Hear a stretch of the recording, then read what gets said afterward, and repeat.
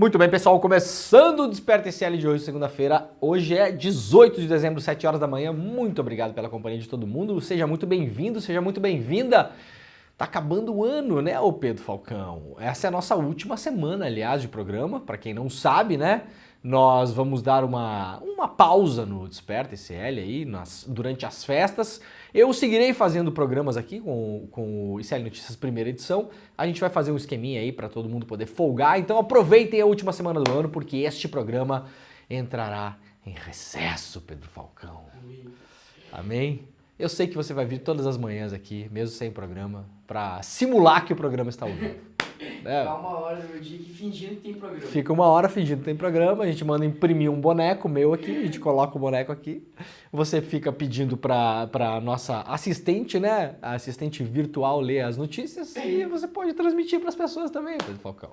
Né? Porque eu não vejo a hora de ser substituído por uma inteligência artificial, Pedro Falcão. Aliás, esses dias fui numa exposição em São Paulo, na casa japonesa lá em São Paulo, e tinha um holograma lá, eu nunca tinha visto um holograma. É, tinha um holograma. Tipo, e funcionava mesmo? Cara, tinha um holograma pequenininho assim, de uma senhorinha assim. É, negócio impressionante, cara. O Kiss, a banda Kiss, disse que vai parar de tocar e vai começar a fazer show com holograma. Tu pagaria? Não. Alguém pagaria pra ver um show de holograma do Kiss? Eu não. Já viu aquela banda que é cover do Kiss? Selinho? Selinho, já vi. Já viram? Procurem depois aí. Pagaria pra ir nesse. É, o Selinho, a banda cover do Kiss. Mas, cara, eu acho que as pessoas no futuro pagarão pra ver shows de holograma. Vocês não acham? Eu pagaria pra ver um show de holograma. Sabe de quem, Pedro Falcão? John Lennon. É claro que eu não ia ver o show achando que era o John Lennon, né? Mas seria uma coisa, se fosse uma coisa bem produzida, eu acho que seria uma coisa interessante. Pra dizer o mínimo, né? Eu pagaria. Muito bem, pessoal, estamos ao vivo em todas as redes sociais, como vocês já sabem, né? Lá no Twitter, antigo Twitter, né? Atual Twitter, né? Porque começa com X agora. Na Twitch, no Facebook e no Instagram, e também estamos ao vivo em vários canais do YouTube, Eduardo Moreira, Leandro Demori, ICL Notícias, onde mais? A Rede Brasil Atual, TVT, vários canais de YouTube que são nossos parceiros, e também muito bom dia para todo mundo que nos acompanha na nossa super rede. Estamos ao vivo na TV aberta em São Paulo e Grande São Paulo, Salvador e Grande Salvador, através da TVT e da TV Quirimurê, lá na Bahia, e TVT em São Paulo, também da Rádio Brasil Atual. Sim, estamos ao vivo no bom e velho radinho, muitas pessoas nos acompanham pelo rádio, né? Este programa é um programa radiofônico, podemos dizer assim, né? Eu faço toda a força do mundo para que pareça, pelo menos, um programa de rádio, para que você possa acordar e ficar muito bem informado com o texto e com o contexto das notícias também, que é muito importante. E também muito bom dia para o pessoal da Rádio Heliópolis, nossos novos parceiros, e esperamos que no próximo ano tenhamos mais parceiros na nossa grande rede ICL de notícias. Se você está chegando por aí, nos nossos comentários vai dizendo de onde você está assistindo este programa, seja a sua cidade no Brasil ou em qualquer parte do mundo. Dê bom dia para todo mundo que está aí já no nosso chat, seja educado, seja fofo, seja fofa, né? Seja uma pessoa legal, não atrapalhe o bom andamento do universo, né? Não atrapalhe a rotação dos planetas, né? Não seja uma pessoa do mal, né, o Pedro Falcão? Isso. Namastê. Sem ser aquela coisa, como é que é? Do pessoal, como é que é Os tântricos lá. Zen, não, da direita gratiluz, direita gratiluz não queremos. Se você é da direita gratiluz, nós não queremos você no nosso programa, não fazemos questão. Você pode ficar aí assistindo, mas não fale com as pessoas. A gente não quer que você fale com as pessoas, tá bom? Muito obrigado, fique quieto, não atrapalhe o bom andamento, a boa rotação dos planetas aqui no nosso chat, tá bom?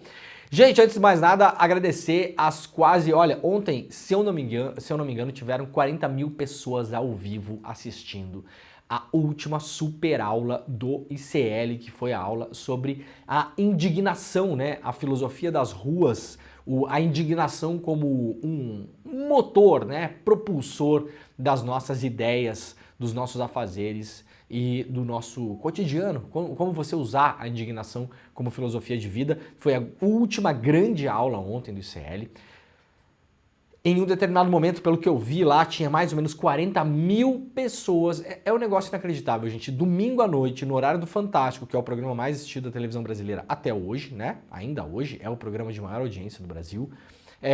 Tinha 40 mil pessoas assistindo a uma aula sobre filosofia. Eu realmente fico emocionado de ver. Ontem estava lá assistindo, claro, né? E estava vendo as estatísticas lá. Aquela coisa foi crescendo, tinha 12 mil pessoas, depois tinha 15 mil, depois tinha 20, depois tinha 25. Eu pensei, onde isto vai parar, Pedro Falcão?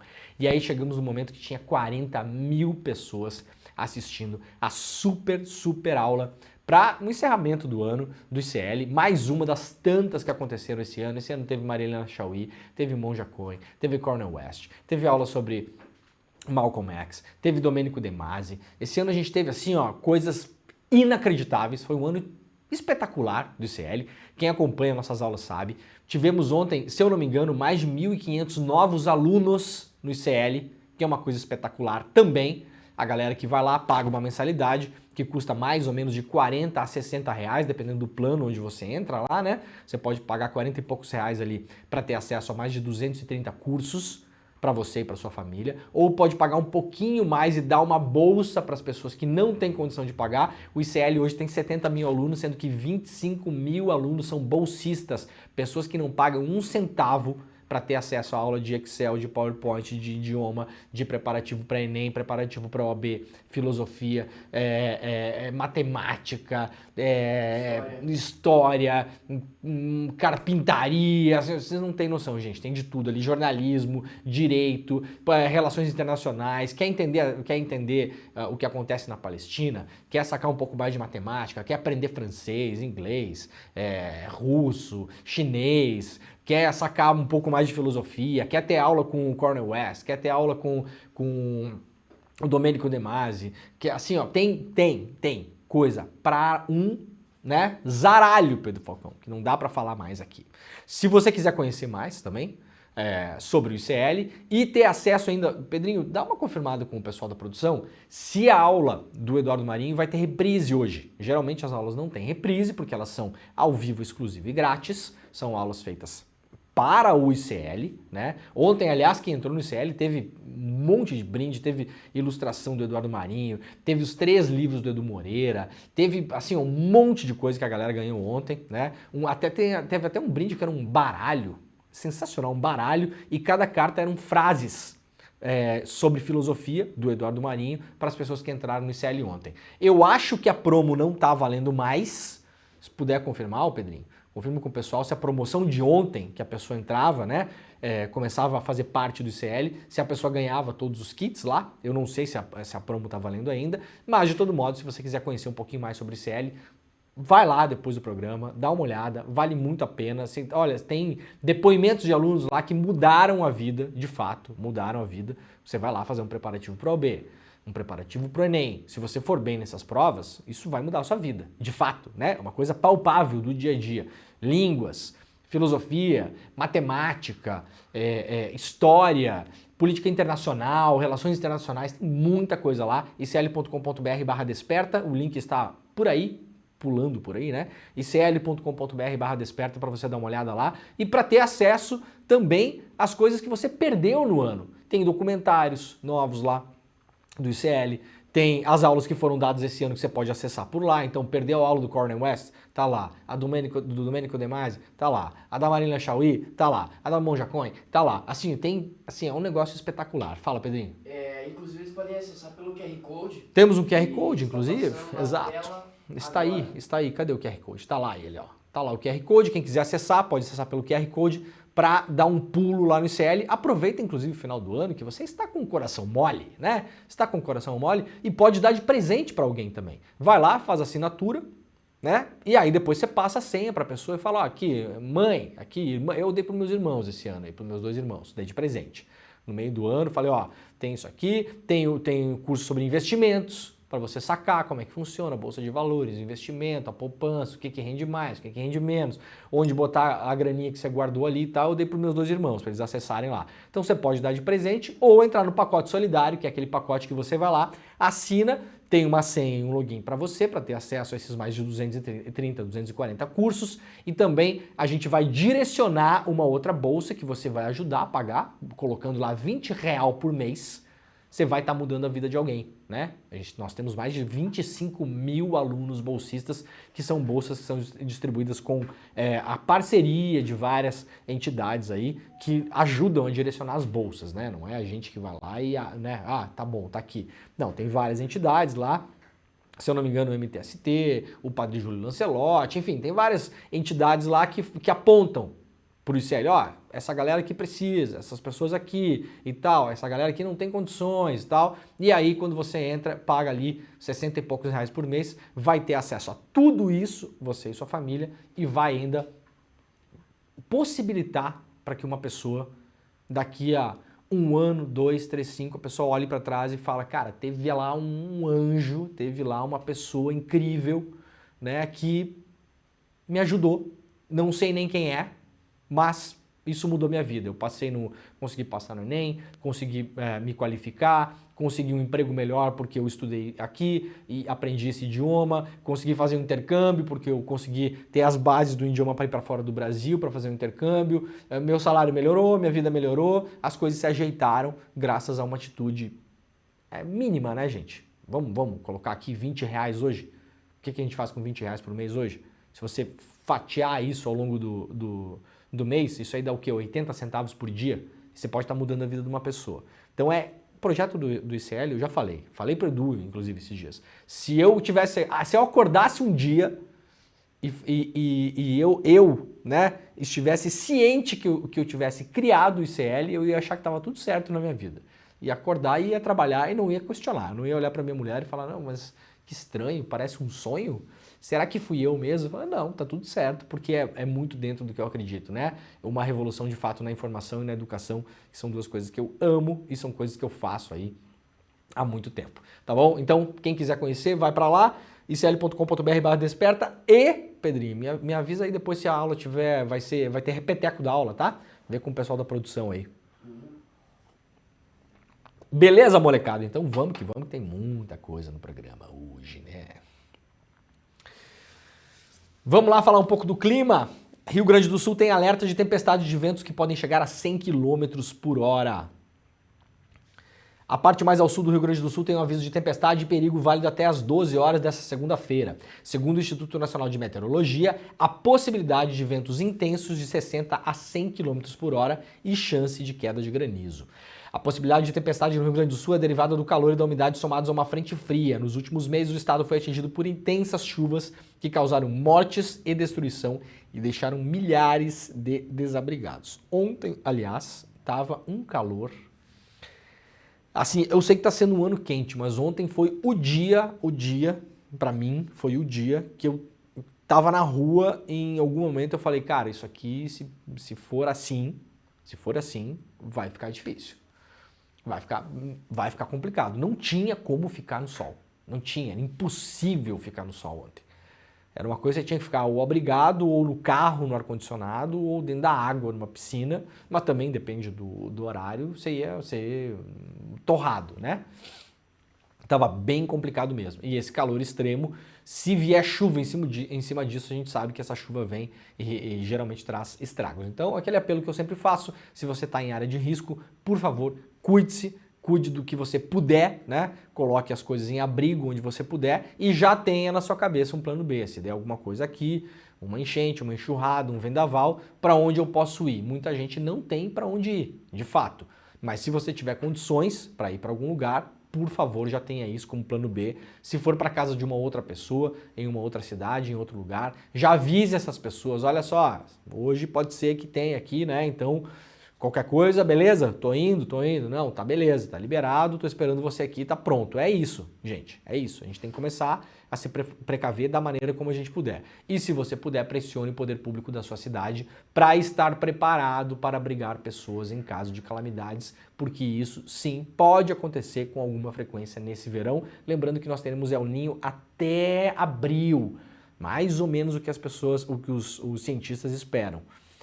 Em tese, o grande momento das chuvas torrenciais, pelo menos aquelas que duram vários dias, já passou esse ano e para o começo do próximo ano. Mas podemos ter chuvas ocasionais e tempestades e granizo de modo ocasional, principalmente no sul do país. Então, cuide-se. A gente está sempre de olho aqui, então quem acompanha o Desperta sabe que sempre que eu consigo achar notícias sobre isso, eu trago para alertar as pessoas, para basicamente elas ficarem alertas sobre o que fazer caso alguma coisa aconteça.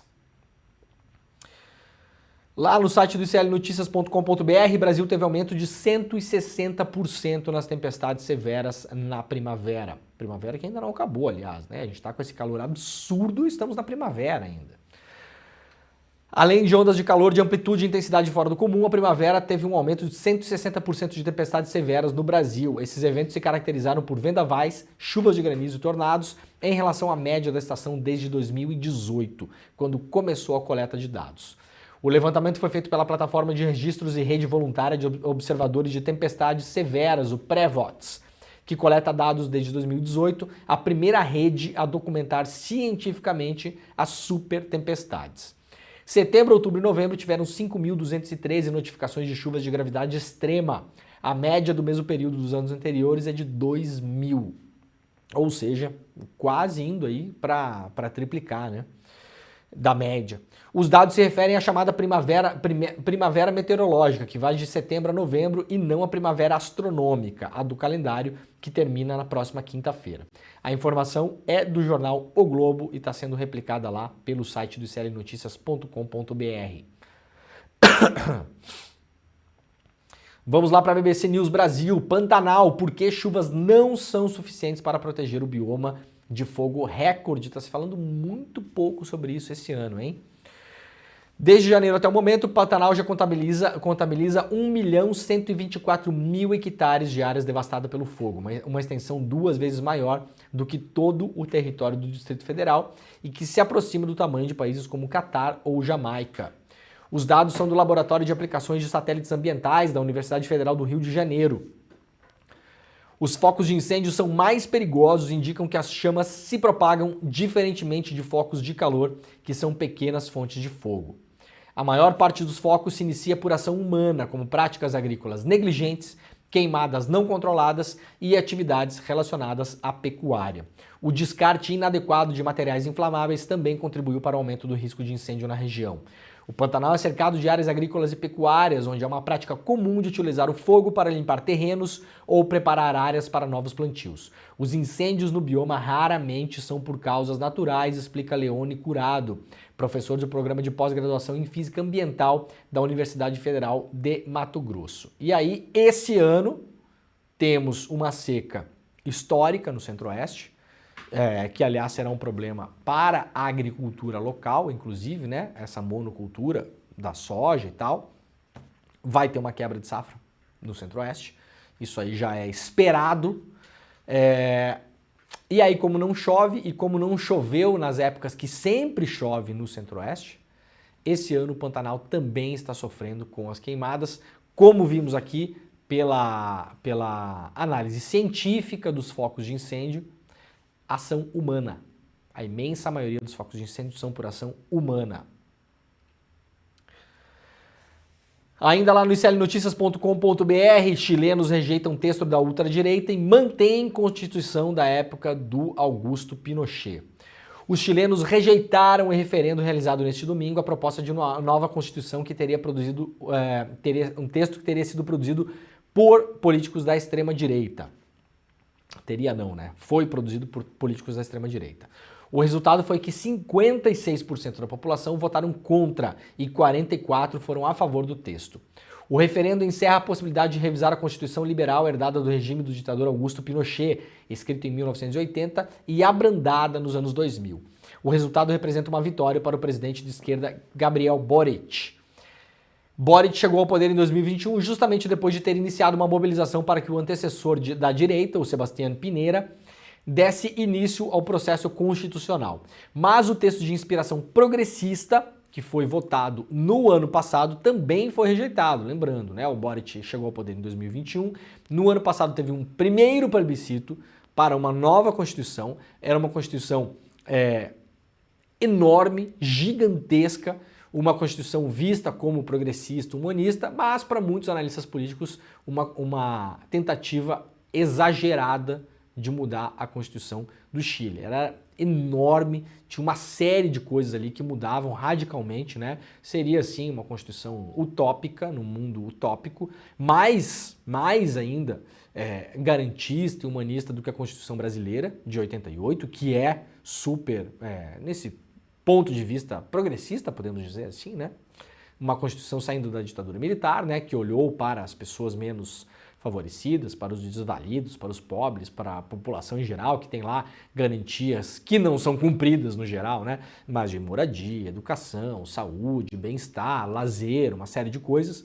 A do Chile era ainda um passo ainda posterior à brasileira. Foi rejeitada em 2022. E aí a extrema-direita veio com tudo, foi feito uma nova Assembleia Constituinte. Essa Assembleia totalmente dominada pela direita e pela extrema-direita. Havia um temor no Chile de que essa Constituição, que foi basicamente escrita pela direita e pela extrema-direita, passasse, mas ontem no plebiscito ela também foi derrubada, então o Chile permanecerá com a Constituição da época do Augusto Pinochet. Ainda no iclnoticias.com.br, cerca de 70% dos 19 mil mortos por Israel em Gaza são crianças ou mulheres. Há aproximadamente 18.800 palestinos, 70% dos quais mulheres e crianças, morreram em Gaza entre 7 de outubro e 15 de dezembro, informou o Ministério da Saúde palestino controlado pelo Hamas em Ramallah em comunicado neste domingo. Mas são dados do Hamas. Eu vou lembrar o que eu já falei no programa aqui outras vezes. Israel e Estados Unidos jamais criticaram os dados do Ministério da Saúde de Gaza, controlado pelo Hamas. Jamais! Foram dados largamente utilizados pelo Haaretz, pela imprensa israelense no geral, pela imprensa europeia, pelo New York Times, pelo Washington Post, pelo The Guardian, pelo Telegraph, pelo La Repubblica, pelo El País, pelo La Nación, pelo todo mundo. Todo mundo até ontem usava os dados do Ministério da Saúde de Gaza. Até porque os caras não estão lá isolados totalmente do mundo. Tem agências da ONU lá, tem Médicos Sem Fronteira, tem a Organização do Crescente Vermelho, que é uma organização de saúde também. Um monte de organizações lá, religiosas, laicas. Então não é assim que os caras sentam um dia numa sala e começam a botar número numa planilha. Tá bom? Então assim, cuidado com a propaganda de guerra também. Porque a intenção de descredibilizar esses dados é enorme. Enorme. Segundo os dados, mais de 300 trabalhadores do setor de saúde, 86 jornalistas, 135 funcionários da ONU e aproximadamente 35 equipes da Defesa Civil estão entre os mortos. O Ministério acrescentou que mais de 51 mil pessoas ficaram feridas e muitas outras não foram contabilizadas. A autoridade continuou dizendo em seu relatório que apenas 8 dos 36 hospitais estão funcionando parcialmente no enclave e que as taxas de ocupação subiram para 206% nos departamentos de internação e 250% nas UTIs. Pesquisa da USP, cobertura da mídia na guerra Israel-Hamas aumenta a islamofobia. Isso aqui publicado lá pelo Jornal da USP e republicado no iclnoticias.com.br. Os conflitos no Oriente Médio carregam questões complexas e sensíveis quanto à visão das sociedades ocidentais sobre muçulmanos e pode fomentar o discurso islamofóbico. Após a intensificação da guerra entre Israel e o grupo militante Hamas na Palestina, o grupo de antropologia em contextos islâmicos da Faculdade de Filosofia, Ciências e Letras de Ribeirão Preto, da USP, iniciou uma pesquisa para observar a islamofobia no país, a partir da invasão do Hamas em Israel no dia 7 de outubro, quando 1.200 pessoas foram mortas. Os dados preliminares divulgados corroboram a percepção do aumento da islamofobia no Brasil. Em relação ao aumento da violência, por exemplo, 55% dos homens e cerca de 78% das mulheres afirmam que perceberam esse aumento da islamofobia. Além disso, a pesquisa revela que 56% dos homens e 63% das mulheres relataram ter vivenciado algum tipo de violência após a intensificação da guerra contra o Hamas.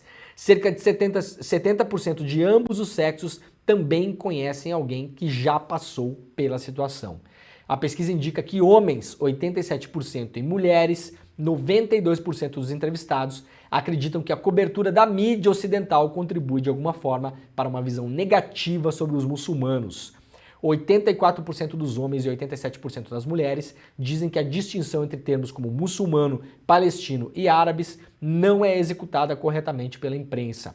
A opinião sobre o discurso de ódio nas redes sociais também é de aumento. Mais de 80% dos respondentes apontam para um crescimento da violência virtual. A pesquisa completa, né? Tá lá no site do iclnoticias.com.br e o questionário ficou aberto por um mês e recebeu 653 respostas em pouco menos de uma semana, segundo os pesquisadores. E aí, para uma nova pesquisa, para essa nova rodada, foram levantadas 240 respondentes, né, que responderam a várias perguntas lá. Bom, nada além do esperado, né, gente? A gente viu a cobertura da mídia aí nos últimos tempos, a gente viu a cobertura principalmente das grandes redes de televisão, principalmente da Globo. Nós mostramos aqui no programa, fomos os primeiros a mostrar os vídeos do tal do filho do Hamas, né? Um agente, que é um cara que é filho de um dos fundadores do Hamas, virou o que os norte-americanos chamam de turncoat, um vira-casacas, né? Foi trabalhar para o serviço de inteligência de Israel, sabe-se lá para quem trabalha essa figura hoje, né? Porque era um agente, um espião, esse cara era um espião, foi trazido para o Brasil, né? Como filho do Hamas, pela organização Stand With Us, que é uma organização que é muito ligada ao lobby do regime Netanyahu, é um braço informal de propaganda do regime Netanyahu, do exército israelense. Essa ONG, Stand With Us, que está também no Brasil, trouxeram esse cidadão para cá. O cidadão fez uma palestra enorme na Hebraica em São Paulo, com o apoio da CONIB, que é a principal organização judaica no Brasil, não representa todos os judeus no Brasil, não, longe disso. Há muitos e muitos e muitos judeus que discordam das posições da CONIB, veementemente, inclusive, em relação ao que está acontecendo na Palestina, mas esse cara foi trazido para o Brasil, deu entrevista no Fantástico, na Globo News, nos podcasts mais famosos todos que vocês conhecem aí, se espalhou pela imprensa brasileira durante uma semana, um cara que basicamente nós trouxemos os vídeos aqui, vocês puderam acompanhar, chamando os países árabes de lixo, falando que não deseja o Estado palestino nenhum, ultimamente vi outro vídeo aí o cara dizendo que trocaria 1 bilhão de muçulmanos por uma vaca. Um vídeo do cara falando isso, tá bom? Não sou eu que estou falando, não. Esse é o vídeo desse cara que foi trazido para o Brasil como propagandista da paz. Esse era o cara que era o propagandista da paz. Esse cara é o exemplo, é o símbolo da cobertura da imprensa em relação ao que acontece em Gaza hoje. Porque não é um caso isolado. E, obviamente, como vimos agora pela pesquisa, as pessoas percebem isso. Eu, particularmente, tenho pessoas das minhas relações que são palestinos, que vivem no Brasil, alguns nascidos aqui, outros não, que vivem no Brasil, que têm famílias ainda lá, e eu sei o que eu ouvi da boca dessas pessoas. Eu sei. E as coisas não estão fáceis. E vai desde assim, a pessoa tem um comércio e perde metade dos clientes de uma semana para outra, pelo simples fato de ser palestino. E isso está acontecendo muito em vários lugares do Brasil. E é consequência da cobertura da imprensa também, claro que é. Olha, vamos lá para o que está acontecendo para a Argentina rapidamente. O Javier Milei foi votar nas eleições do Boca Juniors esse final de semana. Ah, mas por que as eleições do Boca Juniors são importantes? Bom, o Boca Juniors é o time mais popular da Argentina, um dos times mais populares do mundo, e tinha uma briga enorme nas eleições do Boca Juniors. Por quê? Porque o Macri, ex-presidente da Argentina, o cara que está por trás do Milei agora, né, queria ser presidente do Boca Juniors. Não ele, né? Na verdade, ele é o vice da chapa de um outro cara que estava concorrendo à presidência do Boca Juniors. Ou seja, o avanço da extrema-direita na Argentina incluía também tomar conta do Boca, para fazer política dentro do Boca. O concorrente do Macri é o Riquelme, Juan Román Riquelme. De nada saudosa memória para nós gremistas, né, o Pedro Falcão? Porque surrou o Grêmio até não poder mais na final da Libertadores de 2006. Fez 3 gols, inclusive. Eu estava no jogo aqui no Olímpico, na época, né? Mas o Riquelme estava lá tentando derrubar o Macri. Foi?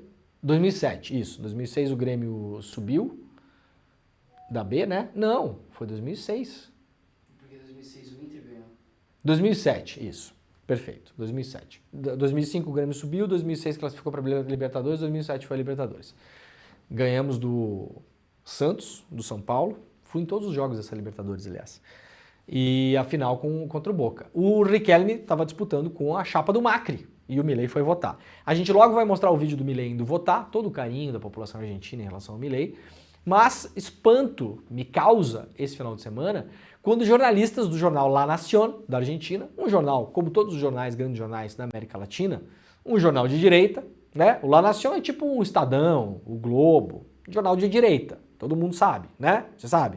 Sabe que o Estadão é um jornal de direita, né? Sabe, né? O Globo, direita também, sabem disso, né? Tá bom. E aí, os jornalistas do La Nación fazendo comentários num programa em vídeo deles, falando o seguinte, a gente vai mostrar o vídeo em espanhol aqui, mas eu vou antecipar para as pessoas que não entendem e não falam espanhol, porque ninguém é obrigado. Falando que as pessoas têm que fazer sacrifícios agora na Argentina. Por exemplo, você que assina Netflix, vai parar de assinar o Netflix. Né? Você que tem uma condição um pouco melhor, qual o seu sacrifício?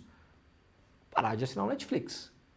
Mas as pessoas que não assinam Netflix, por que não assinam? Porque não tem dinheiro para tal. As pessoas fazem o quê? As pessoas vão ter que optar em comer menos.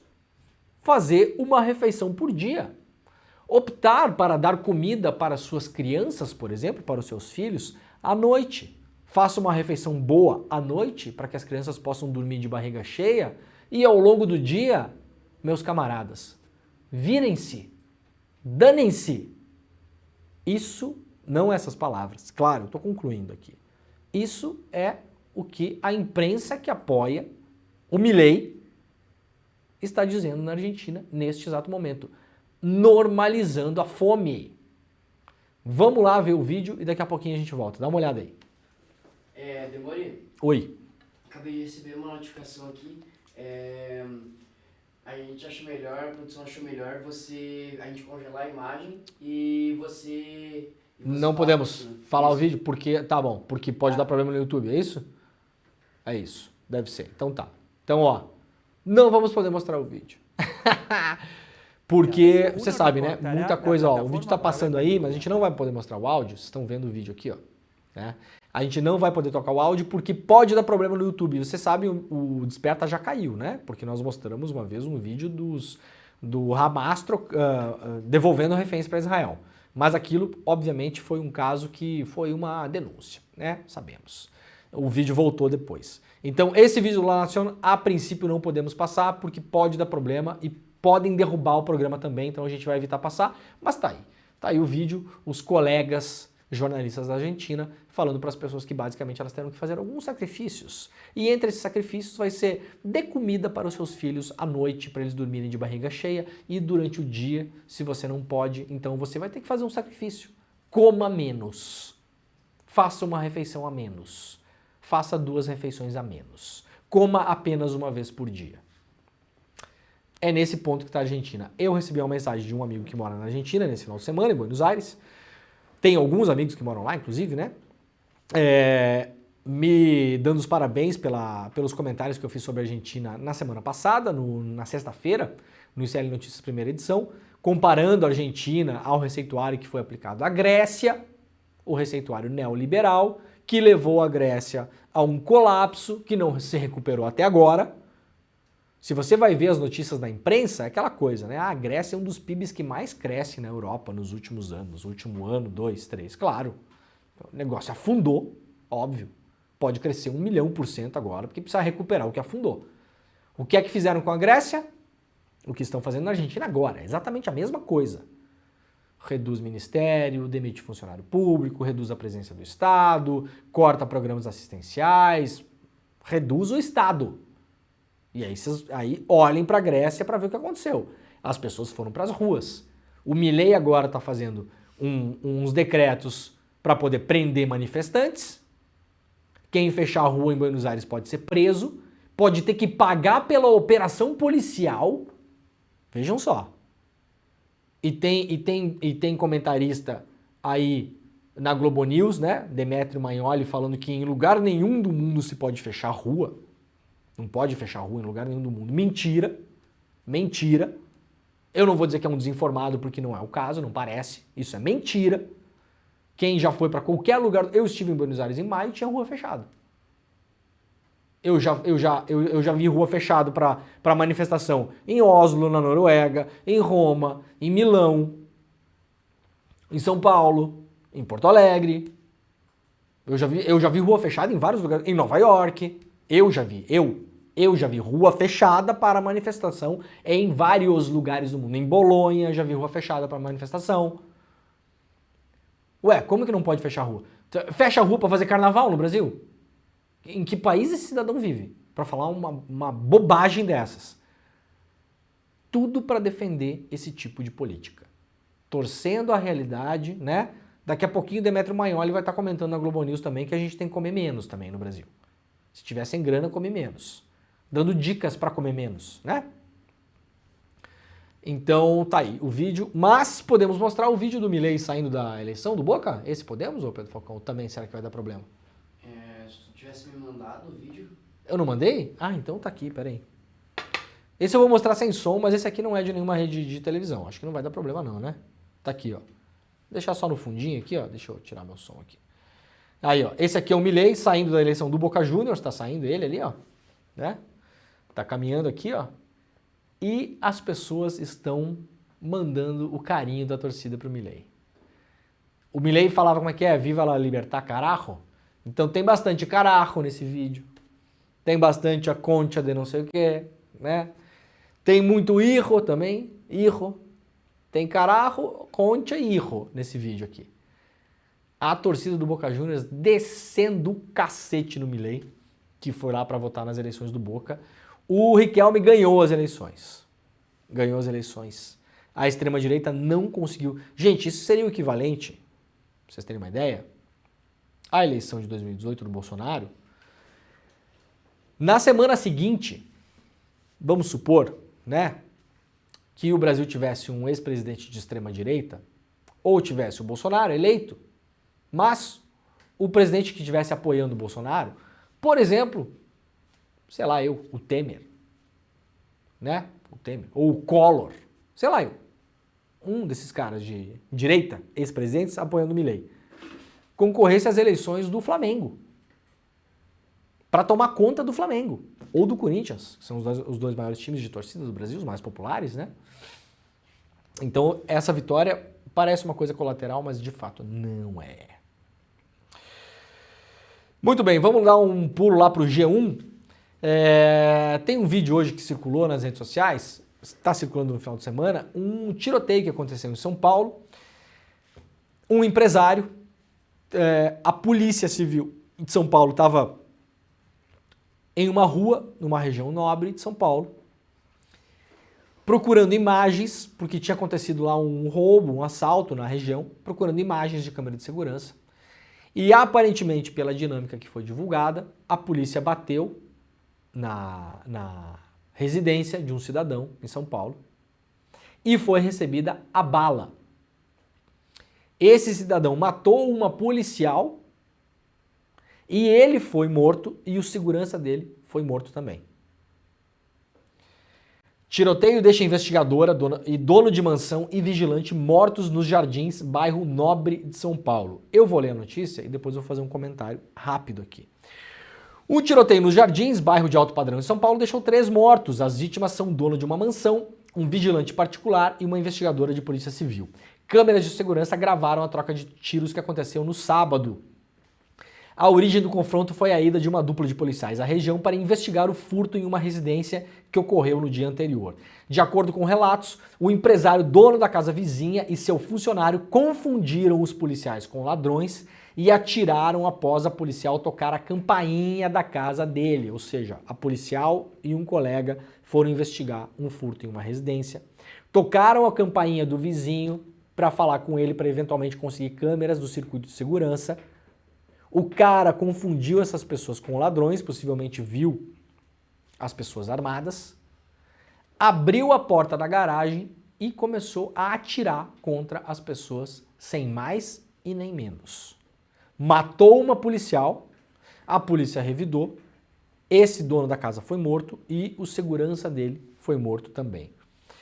Morreram na troca de tiros a investigadora Milene Bagalho Estevam, de 39 anos, o empresário Rogério Saladino, de 56, que foi o cara que começou o tiroteio, e o seu funcionário, o vigilante Alex James Gomes Muri, de 49 anos, que era o cara também que estava dando tiro da residência para fora para tentar matar os policiais. Aí é o seguinte, para além de tudo isso aqui ser muito lamentável, um cidadão poder abrir a porta da casa e começar a dar tiro para fora, né? Para além de tudo isso, temos a seguinte situação, Pedro Falcão. O que é que aconteceu no Guarujá 3 ou 4 meses atrás, quando um policial foi assassinado na periferia, em um bairro pobre? O que é que aconteceu lá, Pedro Falcão? No dia seguinte, teve uma operação da Polícia Militar, aplaudida pelo governador de São Paulo, Tarcísio de Freitas, que chamou a operação de um sucesso, técnica e irrepreensível, que matou mais de 30 pessoas para fazer uma vingança contra a morte de um policial. Um policial foi assassinado em um local no Guarujá, em São Paulo, um local pobre, uma favela. A polícia, no dia seguinte, fez uma operação, entrou em vários outros lugares pobres, miseráveis, favelas, e matou mais de 30 pessoas. Entre elas, muitas pessoas inocentes. Pergunta, Pedro Falcão. No sábado foi assassinado um policial nos Jardins. Hoje pela manhã, tem alguma operação da Polícia Militar de São Paulo que será aplaudida, reverenciada e comemorada pelo governador Tarcísio de Freitas, que entrará nos Jardins e matará 30 pessoas nos Jardins para fazer uma vingança contra o assassinato deste policial? Será? Eu abri hoje a imprensa de manhã, abri todos os sites, abri os sites de todos os jornais, de todas as emissoras de televisão, de todas as rádios, fui nas emissoras que cobrem São Paulo, a Band, Record, Globo. Não vi nenhuma notícia sobre uma operação policial de vingança que está entrando em casas nos Jardins, botando o pé na porta, dando tiro a esmo e matando moradores. Então vocês me digam qual é a diferença. Eu estou dizendo que deve haver uma operação da polícia para fazer uma vingança contra o assassinato dessa policial? Obviamente que não. Eu não sou maluco e vocês também não são um bando de malucos. Agora, onde estão as pessoas que defenderam a operação do Guarujá? Essa é a pergunta que eu faço. Secretário de Segurança de São Paulo, o Derrite. Onde está o senhor Derrite? O senhor vai defender uma operação da Polícia Militar para matar pessoas nos Jardins? Para fazer uma operação de vingança pela morte dessa policial civil? Sim ou não? Se não, por quê? Eu acho que merece uma explicação. Vai ter coletiva da polícia, do secretário de Segurança de São Paulo hoje? Teremos, será? Será que hoje à tarde teremos a imprensa convocada para uma coletiva do secretário de Segurança de São Paulo, senhor Derrite? O senhor vai aparecer ou o senhor vai se esconder? Ao que tudo indica, vai se esconder. Se vai aparecer, eu acho justo que algum colega faça a pergunta para o senhor. Senhor secretário de Segurança, o senhor e o governador de São Paulo disseram, alguns meses atrás, quando uma operação da Polícia Militar no Guarujá matou mais de 30 pessoas, entre elas vários inocentes, sendo que até hoje não sabe-se sequer qual foi a arma utilizada para matar o policial. Então, para bom entendedor basta, se é que vocês me entendem, todas as alternativas estão abertas em relação ao assassinato desse policial. Todas. Senhor Derrite, a polícia fará uma operação nos Jardins? Uma operação de vingança em relação a esse policial? Aí o Derrite vai responder, não, mas claro que não, isso foi um caso isolado. Afinal de contas, foi o fulano que estava dentro da casa dele que atirou contra a policial. Correto? Correto. No Guarujá foi diferente? Por quê? Se a polícia no dia seguinte chegou matando e ficou dias matando sem que sequer a investigação estivesse concluída. Então, há dois pesos e duas medidas. Nada de novo sob o sol. Eu só quis trazer esse raciocínio aqui, que aliás não é um raciocínio, não me custa nada para pensar isso, nem a vocês. Não fui nem o único a pensar. Várias pessoas que acompanham a segurança pública no Brasil, quando vêm casos como esse, se fizeram a mesma pergunta ontem, nas redes sociais. E aí? Como vai ser?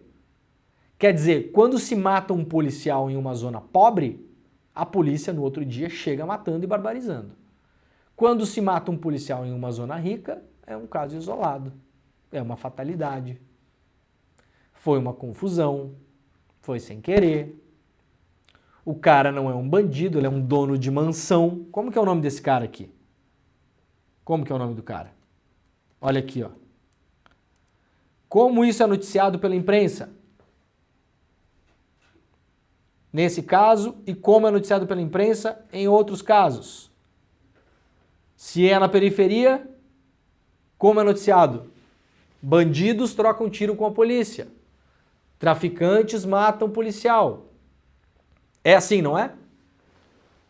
Como que esse cara é identificado pela imprensa hoje? Ele é um dono de mansão. Olha aqui, ó.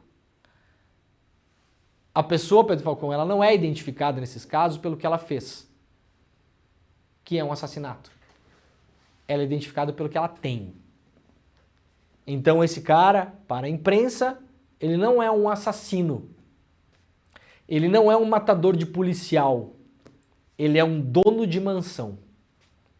Se ele fosse dono de barraco, Pedro Falcão, não ia estar escrito tiroteio deixa investigadora, dono de barraco e vigilante mortos, né?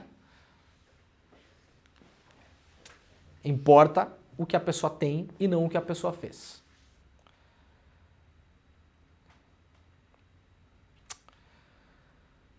Muito bem. Vamos lá então para o DCM, o Diário do Centro do Mundo. Se tiver coletiva da polícia, a gente vai acompanhar, né? Vai ter, será, a coletiva da polícia? Será que o secretário de Segurança vai falar sobre esse caso? A polícia vai chegar barbarizando nos jardins?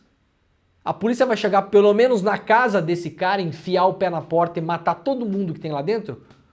Eu não tô falando nenhuma barbaridade aqui não, gente, porque eu não tô pedindo isso. Eu tô falando que se fosse em uma favela, era exatamente o que nós estaríamos noticiando neste horário da manhã. Isso aconteceu no sábado. Tenham certeza que eu estaria falando agora, nesse exato momento, ao vivo para vocês, que a polícia militar está fazendo uma operação e que já matou 3 pessoas, 5 pessoas, 4 pessoas. Opa, agora são 7. Final do programa, opa, atualizou, são 11, são 12, são 15, são 20, são 25, são 30. Que foi o que aconteceu no Guarujá. E que é o que não acontecerá nos jardins. Porque nos jardins, Pedro Falcão, não tem bandido, tem dono de mansão. Essa é a grande diferença. Irmã de Ciro Gomes, mais 13 deputados cearenses vão à justiça para sair do PDT. Após desentendimentos com o grupo do ex-governador Ciro Gomes, a ala liderada pelo senador Cid Gomes busca sair do PDT, movendo ação judicial. 14 deputados estaduais, incluindo Lia Gomes, irmã dos políticos, solicitam justa causa para deixar a sigla. A petição destaca perseguição e gestão autocrática, destacando arbitrariedades e atentados à democracia cometidos, segundo esse grupo, pelo Ciro. Tem uma briga intensa dentro do PDT. Para quem não sabe, o Cid Gomes e o Ciro Gomes não se falam mais, né? Não se falam mais. Estão brigados e há uma briga pelo comando do partido. E agora, vários deputados desejam sair do partido, mas a grande questão é, você não pode simplesmente sair do partido porque você perde o cargo, né? Se você foi eleito deputado pelo PDT, tem a fidelidade à sigla. Isso foi criado no Brasil, uma lei, uns anos atrás, para evitar que os políticos se elegessem por um partido e no mês que vem fossem para outro. O que mudaria a configuração das bancadas. o que foi visto na época pelos legisladores como uma coisa antidemocrática. Porque, afinal de contas, se você eleger uma bancada majoritariamente de direita, significa que o povo, naquele momento, quer uma bancada de direita. E aí muita gente saía de lá e aí mudava a composição das bancadas.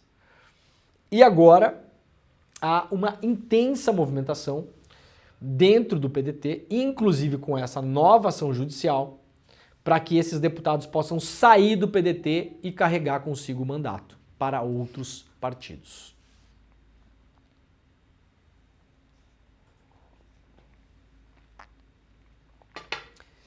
Gente, uma matéria muito legal hoje publicada pelo UOL, muito bem feita para variar, porque é feita pela Juliana Sayuri, que é uma repórter que quem acompanha aqui o programa já conhece. Cadê a assinatura da Sayuri aqui? Ué, não tá aparecendo aqui. Mas é da Juliana Sayuri e do Luiz Fernando Toledo, outro excelente repórter, mostrando como as igrejas no Brasil se livram de pagar 1 bilhão por ano em impostos. Uma lei aprovada pelo Congresso durante a pandemia livrou as igrejas da cobrança de até 1,2 bilhão em tributos. Os dados inéditos da Receita Federal foram obtidos pelo UOL via Lei de Acesso à Informação.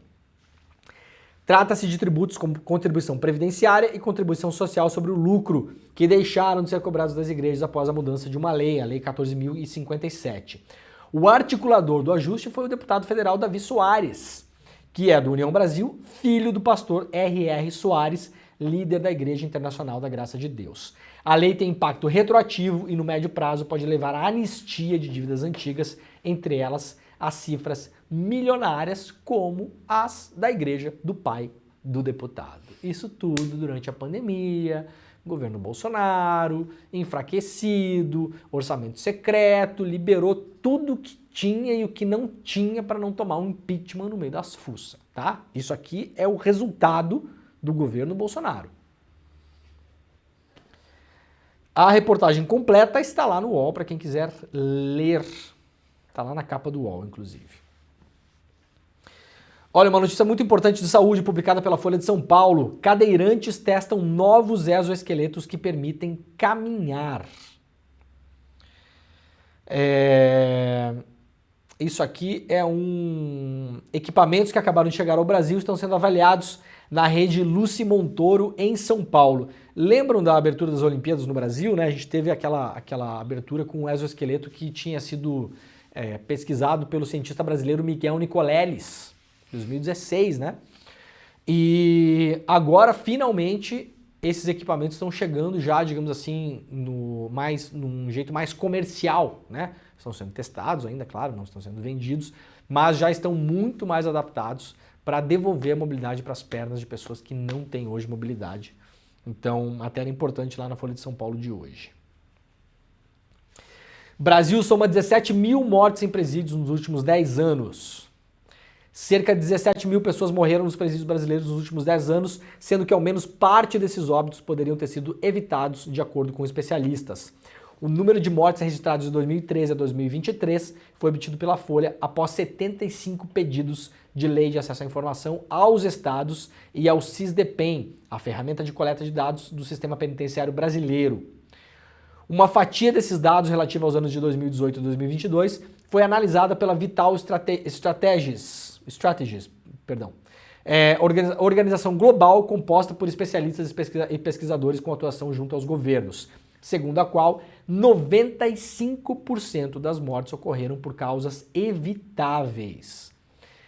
Um exemplo pode ter ocorrido na capital federal. E aí vamos ao exemplo do patriota, preso lá no Anapapuda, que acabou falecendo, né? O detento Leandro de Oliveira Silva, 37 anos, foi colocado numa solitária no presídio da Papuda, em Brasília, após ser acusado... Ah, não, esse é outro caso. De desviar medicamentos controlados. Ele sofria de depressão e já teria tentado suicídio. Mas aí temos o caso também do patriota, né, que morreu esse ano, que foi a única vez na história da extrema-direita brasileira, única, e acabou lá também, né? Porque vocês vão ver, hoje vocês não verão o Deltan Dallagnol, o Marcel Van Hatten, a Carla Zambelli, a Bia Kicis, o Nicolas, o não sei quem. Hoje vocês não verão essas pessoas tuitar ou colocar na rede social essa matéria. Porque eles efetivamente estão andando para mortes dentro do sistema prisional brasileiro. Eles se importaram única e exclusivamente com uma pessoa que morreu, porque era a pessoa presa durante o 8 de janeiro e aquilo foi usado para fazer proselitismo político. Apenas isso.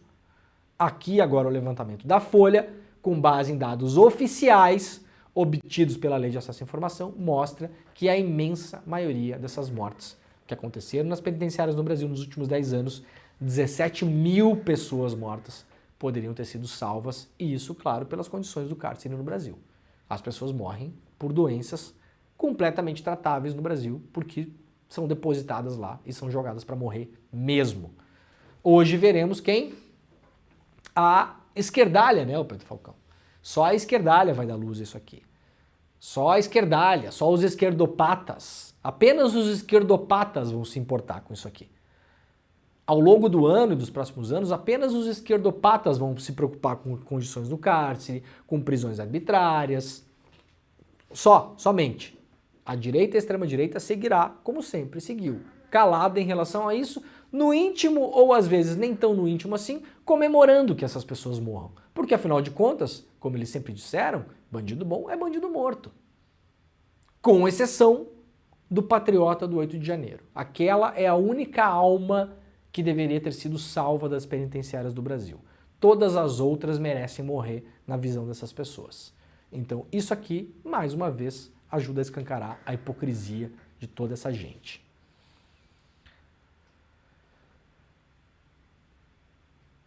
Notícia trazida pela Mônica Bergamo hoje: herdeiros da mãe Bernadette vão à justiça por indenização de 5 milhões de reais.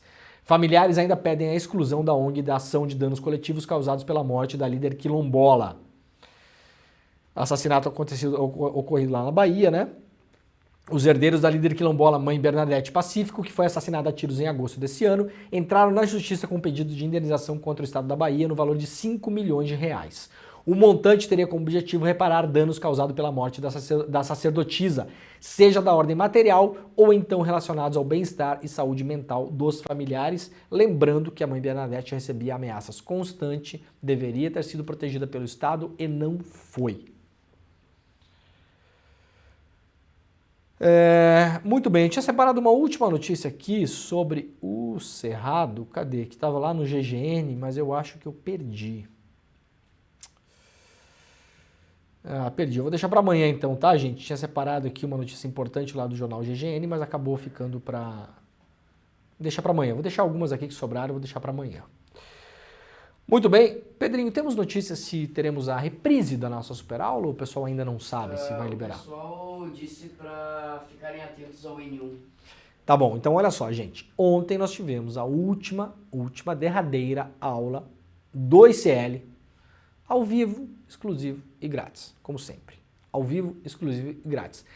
Num ano que nós tivemos Malcolm X, Cornel West, Domênico De Masi, Monja Cohen, que mais? Enfim, tivemos tudo isso no ICL esse ano. Eu achava que não ia ter surpresa nenhuma ontem, sinceramente. E aí ontem, durante a aula, sobre a indignação como filosofia de vida, do Eduardo Marinho, artista, filósofo, nós tivemos 40 mil pessoas ao vivo assistindo uma aula. Gente, é um negócio muito sem noção, né? Domingo à noite, na hora do Fantástico, tá todo mundo lá na ressaca do fim de semana. 40 mil pessoas ao vivo vendo uma aula. Depois, foi muito mais gente. Porque essas 40 mil pessoas, elas flutuam, né? Não são sempre os mesmos 40 mil. Às vezes a pessoa vê um pedaço, depois ela tem que sair, ela sai, uma outra pessoa chega atrasada, ela começa a ver atrasada, ela volta no vídeo para ver a aula toda. Então foi muito mais de 40 mil pessoas assistindo a aula ontem. Fiquem ligados agora no ICL Notícias primeira edição, que talvez vai ter repeteco da aula, que foi espetacular.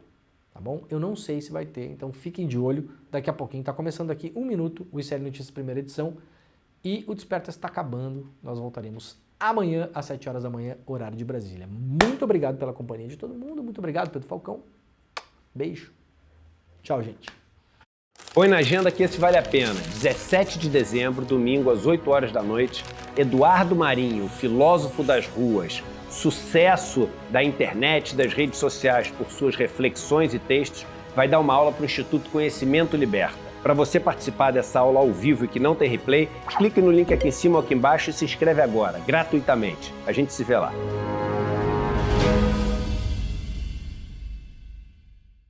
Hallo zusammen, meu nome é Júlia Barreiro, eu sou professora de idiomas aqui do CL, sou formada em letras pela USP e tenho mais de 20 anos de experiência dando aula de inglês, alemão e também de português para estrangeiros. Nesse curso de A2 vocês vão avançar no ensino de alemão de vocês, aprender outras estruturas gramaticais, evoluir muito em termos de vocabulário e habilidade de leitura, de escrita e habilidade oral também. O curso de alemão aqui do CL está dentro do pilar profissional. Aqui a gente oferece cursos do pilar espiritual, onde vocês podem fazer, por exemplo, aulas de meditação, de yoga. No pilar cultural, onde vocês podem aprender sobre história, música, cultura. E o pilar profissional, onde vocês podem, entre outras coisas, aprender alemão ou outras muitas línguas que a gente oferece aqui. Então se junte a nós nessa comunidade que só está crescendo. Olá, eu sou André Campedelli, professor do curso de Economia Básica do ICL. Estou aqui para te convidar para fazer esse curso que vai te ensinar os princípios básicos da economia.